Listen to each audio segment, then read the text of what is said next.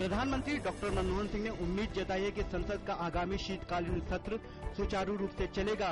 उन्होंने कहा कि यह सत्र छोटी अवधि का है। उन्होंने उम्मीद जताई कि संसद को सुचारू रूप से चलाने के लिए सभी पार्टियां सहयोग करेंगी।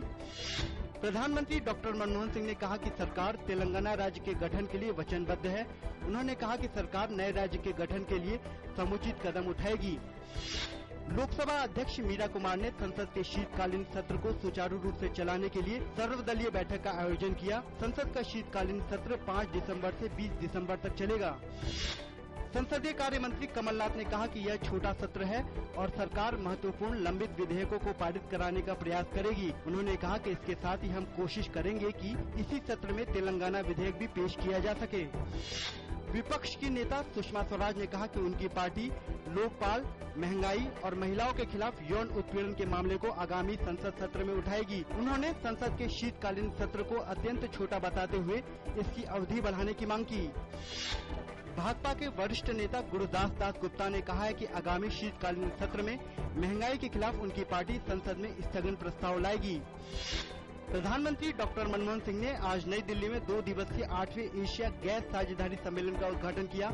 सम्मेलन को संबोधित करते हुए प्रधानमंत्री ने भारत के 2020 तक दुनिया का तीसरा सबसे बड़ा ऊर्जा उपभोक्ता बनने की उम्मीद जताई।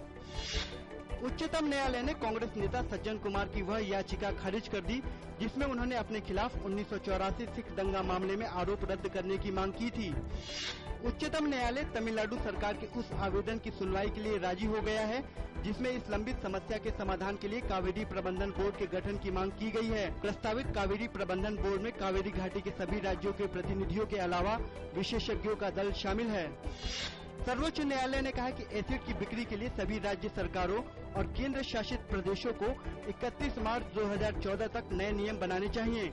उन्होंने कहा कि एसिड हमले से पीड़ित महिलाओं को मुफ्त में चिकित्सा और प्लास्टिक सर्जरी की सुविधा उपलब्ध कराई जानी चाहिए। शांतिपूर्ण मतदान के लिए चुनाव आयोग ने पूरी तरह कमर कस ली है। विशेषज्ञों की नजर में इस बार दिल्ली का चुनावी मुकाबला काफी रोचक नजर आ रहा है। उपराष्ट्रपति हामिद अंसारी ने आज जापान के सम्राट अकिहितो से नई दिल्ली में मुलाकात की। इस दौरान दोनों नेताओं ने द्विपक्षीय संबंधों पर चर्चा की। लोकसभा में नेता प्रतिपक्ष सुषमा स्वराज ने भी जापान के सम्राट अकिहितो से मुलाकात की। आईसीसी ने मंगलवार को मुंबई में भारतीय कप्तान महेंद्र सिंह धोनी को ICC people's choice player of the year के अवार्ड से नवाजा। इस साल के अवार्ड में 4 अलग अलग देशों से नामांकित 5 खिलाड़ियों को जनता द्वारा दिए गए वोट के आधार पर अवार्ड दिया गया।